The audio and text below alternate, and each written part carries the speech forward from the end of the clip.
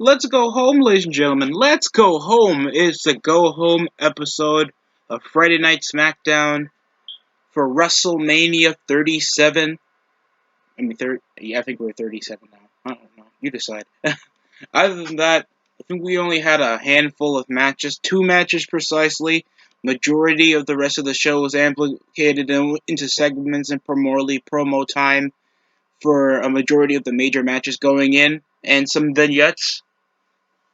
So at least it wasn't repugnant re- of repeated matches we've been getting. It's been primarily matches that would be in Mania or the kickoff show, like the 4-way for the SmackDown Tag Team titles. And of course the Andre the Giant Memorial Battle Royal, but I heard there's not going to be a pre-show. But by God, 2 great promos. Daniels was just all right. Just with the forcible yes, freaking looking like a proud stepfather. Lack of charisma over just this could be my last WrestleMania match, and then Edge in just the last promo he makes before WrestleMania, the Night 2 main event. That I think shot down both men. He called Daniel looking like a bearded little troll, librarian, weirdo, midget, vegan, weird. Okay, I don't think he got that extra stuff in, but he just says that he's a midget sympathizing loser that forced himself over to the main event without even earning it, and called Roman Reigns just a Samoan Edge and praised him over that factor because he knows he has that main event level. That was an astounding promo off Edge because it had the acting chops, the emotional level, and how much he detoured and even was angered over how Daniel feels just getting a month out of him. Well, that's like a whole year, 9 manias he missed, and that was, I think, the most compelling. And I'm not saying that because, of course, I grew up with Edge. I'm saying that because literally no one else could actually go through a career, what looked to be a career ender for him, and then he just comes back, and he's been with a banger of promo since returning back to 2020. And by God, that was just immensely amazing. After Daniel Bryan's promo, we had a 4-way tag team match, and dude, I am getting sick of these multi-tag team matches. You either make them all tornado, or you just make them a different stipulation. You could have just made this a 4-way tables match, a 4-way something, because the Street Profits just been jobbers for the last few weeks. Dominic, I don't care about the Alpha Academy. Dominic and Mysterio just hashed in as a tag team. Even though I feel like they decently gel, it just feels like they're just forced for this mismatch of only one legit tag team, and that's the Street Profits. And it's been paced as the same type of match we've been getting over the last several weeks. Because the build over this was just, oh, they wrestled in an 8-man tag, and then then the 2 tags that wrestled in the 8-man tag face off in the 8-man tag and a 1-on-1 tag, and that you see how minimal the build they've done for this for these matches. Ziggler and Rude retain over the frog splash after Montez Ford just got up. He got super kicked. And then Rude tagged himself in to sneak in the pin after Ziggler tossed Montez Ford out. The match was just borderline the same type of matches we've been getting over most of these 4 tag teams for the last few weeks. There have been minimal build over most of this except to get the heat from Otis and Gable that I can't take seriously. And they know we're going to get another Mysterio and Dominic storyline later in the year, so I'm really not that compelled. And this is like the 27th forgettable tag team. Ziggler and Rude now got themselves in. And I forgot that Rude even tagged with Chad Gable for most of 2018 and 2019. So we know that they're over this transgressional period that, these guys could be good potential upper mid-carders, but we need to just put them over as a tag team because we can't even keep consistent tag teams. Other than that, it was a forgettable match. Really forgettable. Average spots involved in Mysterios. Decent chain wrestling over with Gable. He always does German suplex, German suplex. There's barely any lackluster selling. He's not a Kurt Angle. He even lacks the entertainment factor out of most of this. And it just felt like Rude and Ziggler were just there, just to sneak over the win. They're like PG, Bill, and Chuck if these men were straight. And I'm saying that with quotations near my face. So that's all I could say. Next up, we had Tamina against Nia Jax. These women used to tag with each other like 2019. They were even in that four-way bout for the women's tag team titles. So yeah, that's pretty much it. Before that, we're gonna go over the promo. Biggie had a well done promo going over like what he did back in 2013, back when he was IC champion, or else I think when he was bodyguarding Dolph Ziggler with AJ Lee, going over his roots, accepting the challenge over of Apollo Crews, going to his barber, walking over his gym, showing some emotion, saying where dreams live and where dreams come to die. I love the emotion. I wish I had more of that to make actually a good match back at Fastlane, but I think it's going to be a good thing. I'm still a bit miscontent over what the hell an African drum match is. If these, if it's an excuse for these guys to dress tribal for a goddamn match, I'm gonna laugh my ass off. And if somehow this watch along even goes in, like I might play African music while this is happening, or Black Panther soundtrack music. I don't care if it sounds offensive. I'm gonna do it because of those reasons. Now we have our second match of the night. We had Nia Jax against Tamina. Obviously, we can't say Tamina Snuka anymore, but we understand the gist. Uh, the match was just test of strength, test of strength. They like, oh, you're strong. Oh, you're strong. There was some outside work involving Shayna and Natalia, and then like consistent lift Samoan drops where it was getting stopped by Shayna until she gets tossed over from the outside of the steel steps. It ends in a DQ option. Shayna Baszler breaking the pin by Tamina after a Samoan drop from a super kick, and then that's it. And I thought it was gonna break into a tag team match.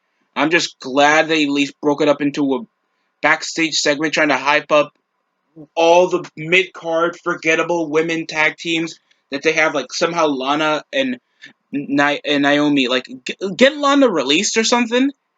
People are just saying because she's hot and add nothing else to her career. She has no average acting chops. She can't talk, and she technically can't bring up a decent 5 minute match. So if she can't do that, I don't want to see her, even how hot she is. Riot Squad, they got nothing for her. I guess they're tagging Billy Kay with Carmella because Carmella can't even be in a storyline where she can literally just try to get Reginald back, and that would give her some average screen time. I don't know why, and then it just ends with Tamina and Natalia just taking everybody out backstage to technically get their heat back over a DQ finish. I'm a bit confused over that. Other than that, it was a pretty forgettable match, really bad, worser than the opener. Just to hype up a turmoil match that people are probably gonna use a big ass bathroom break for. And when I mean a big ass bathroom break, I mean you can just have a nice 10 to 15 minutes to yourself. Like, go on Apex, go have sex, just do something to pass the time until the match is over. There was also Bianca Belair and Sasha Banks promos. It's like, I'm the BEST. Like, this is the EST. I'm gonna take out the boss. And then laughing off the idea of the Royal Rumble defying her in all. It was so mid cardy. Like, I know they might have a great match, and I'm not going to discount these women at all, but they should not, and I repeat, not be just over the level of any star power over these two women is not that miscontent. Like, they're not that interesting to put at your main event of a card on the night one. They're gonna be like outside fans are just gonna be thinking, why aren't these two buff, crazy athletic dudes that look like stars not at the main event? It's like the Wasp versus Black Widow as the final fight scene than Thanos and Captain America. Like, there's obviously a fight that you want to see at the end that sounds more like cooler, cataclysmic, violent, and awesome. Just to put it out there. I'm not a big fan of the build over with Bianca Belair and Sasha Banks. All it was a forcible heel turn over for Sasha. Weirdo rookie. Like, this is like fast lane type build. You don't do this over for Mania, and you suspect this to be the final match you want fans to look for until they have to watch night 2 for the real main event. That's just my opinion. There was also a Sami Zayn segment going over the conspiracy over Kevin Owens and saying this is a different reality thing when he was trying to buddy Logan and Jake Paul. Yeah, Jake Paul was there while they were working out until he got escorted out. Then Kevin Owens, before the Andre the Giant Memorial Battle Royal, he just came in and brawled. So I thought, oh, they're going to continue the brawl off screen while the match is happening. I guess that was it. Because obviously people wanted to see the Andre the Giant Memorial Battle Royal. I'm just saying, it came from kickoff to opener of the WrestleMania to Smackdown. The the Battle Royal itself never gets anybody over. Ever. Who you thought even had a short stint at the main event scene? Yeah, Baron Corbin had a match at SummerSlam against John Cena. When did he ever get featured in world title shots after that? And back into people like Kevin Owens and Sami Zayn. It's the worse build than they even had in 2016, because at least that came up two up and coming guys over in the main roster trying to make a name for themselves. One jealous that one was compromising the other to make a career out of themselves, and it ends up into a spring of matches because they both hate each other for letting each other like hold each other from their careers. So I can understand that, but it was just, I think, oversaturated because people really thought I cared about Ring of Honor that much to understand their backstory. So that's all I can say over this. This is worser build than that, and it's just to get Kevin Owens and Sami Zayn to just force this to be a 2-night event. And I just say this before, you don't make most of your storylines under 3 months. Like most of these, like half night 1 or night 2, half of their card is made up of matches that are built in just 2 or 1 month, and then they want to build this over for 2 nights. And people say that they're content to thinking that WrestleMania is going to be good, all because of good matches and nothing else. If the payoff and the storyline are not that compelling to get this match interesting, I am not going to care about this match later around the year. It's the same thing that happened last year when they made this a 2-night event. What I remember more about Mania 36 was Ziggler feuding with Otis for Mandy Rose. At least I had a compelling storyline. It was watchable, and that was literally the most positive thing happening on SmackDown at the time. And it got us behind Otis until they just miraculously turned him heel after Tucker turned down on him when he won Money in the Bank. That we don't go over Otis winning Money in the Bank on this channel. So next up, we have the Andre the Giant Memorial Battle Royal after Sami Zayn literally got attacked over on commentary after trying to comply that me and the Paul brothers are friends. I mean, we're pals. And then Kevin Owens come out of nowhere with his pizza looking ass, like coming out just assaulting him just because I hate him. That's it. I hate the story. So the final recurring segments is, of course, Akira Tozawa, Angel Garza, Eric, Grand Metalik, Lindsay Dorado, Kalisto, Tucker. Yeah, Tucker was there. Drew Gulak. Somehow Mace T-Bar Slapjack are still in there, even though I thought they technically got rid of Mustafa, technically, like, already disbanding Retribution. Humberto Carrillo was there, because he got big in the gym, and no other thing about him got good television time. Such as Alexander Shelton Benjamin, Murphy, Jackson Riker, Elias, Shinsuke Nakamura, King Corbin, Jey Uso, Mustafa Ali, and Ricochet. It's like a hodgepodge of jobbers and mid-carders, only 3 suitable guys that would technically win this. It would be Corbin, either Jey Uso. They make Elias lose everything, so it makes no goddamn difference. And Shinsuke Nakamura. Because technically, Shinsuke Nakamura accomplishing anything at this point would be ham-hosh. Oh, and it's not because people have a hate. It's not because WWE has a hate for Japanese wrestlers, or if that was the thing, Asuka would be getting the that Japanese guy from Smackdown when he tagged with Rene Dupree, Kenzo Suzuki treatment. He would be getting that Kenzo Suzuki treatment. But no, he became U.S. Intercontinental Champion, did nothing with those belts because he had no thought of ever expanding his English, getting acting chops, or getting an interesting gimmick, always wrestling with the same moves with no character or charisma, and then he just gets lambasted into Andre the Giant Memorial Battle Royal for no reason. Even like the thought of all because you're a great wrestler, meaning you deserving of a top card spot.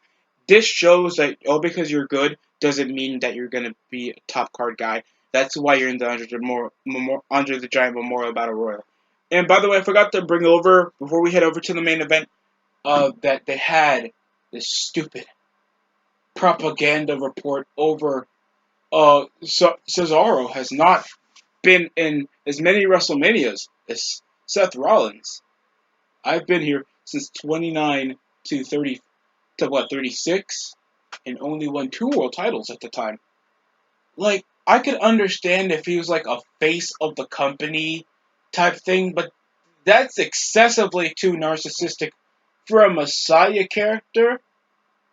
No character over most of this, and he just comes around just lambasting. Cesaro has none.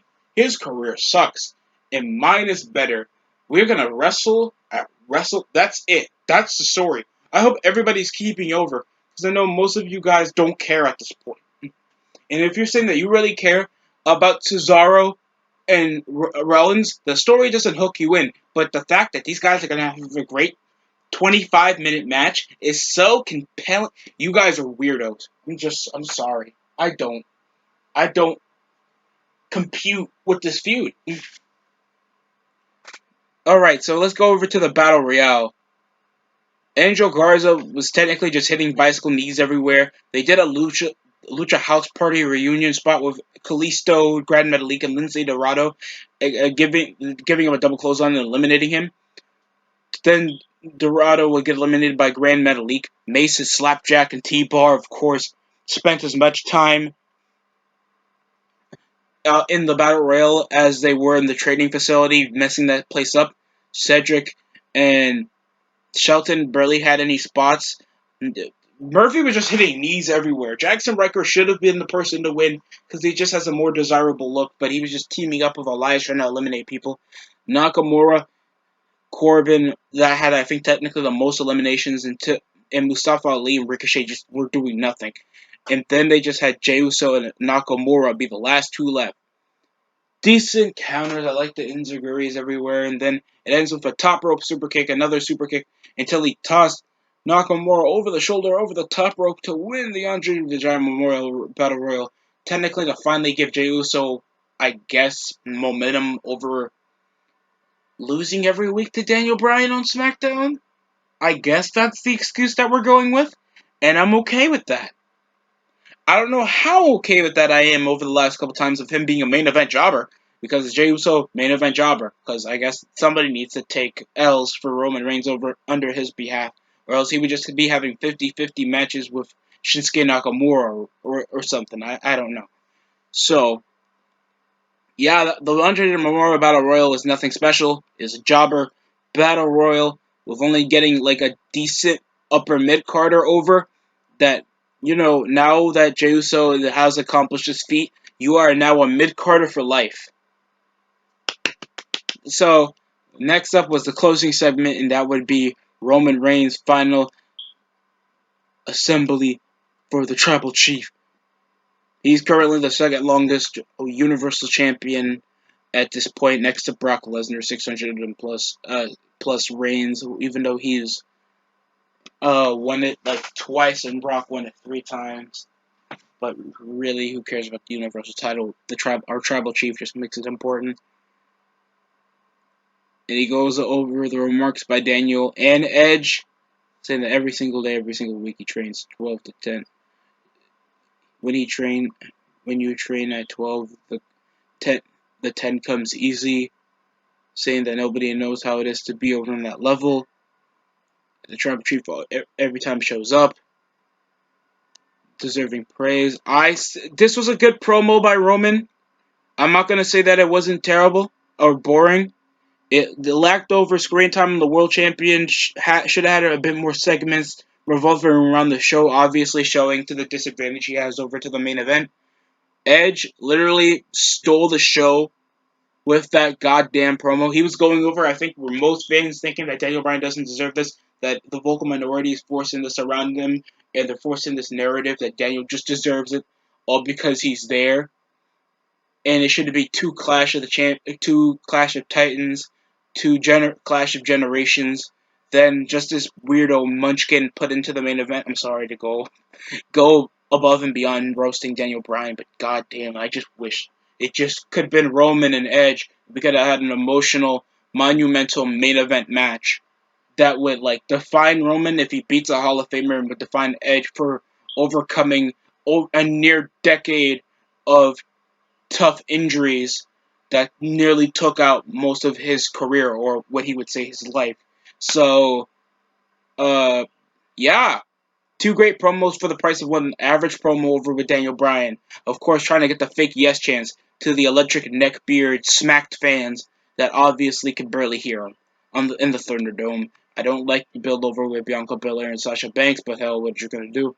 Other than that, this was at least better than last week because they primarily made this segment focused to build over to the pay-per-views, or else they would have made this 5 ridiculous undercard weirdo matches that are not going to get over or be that remembered. They did some of the matches that would be important, and some that they don't have to do for 2 nights of one show. So, that's all I can say.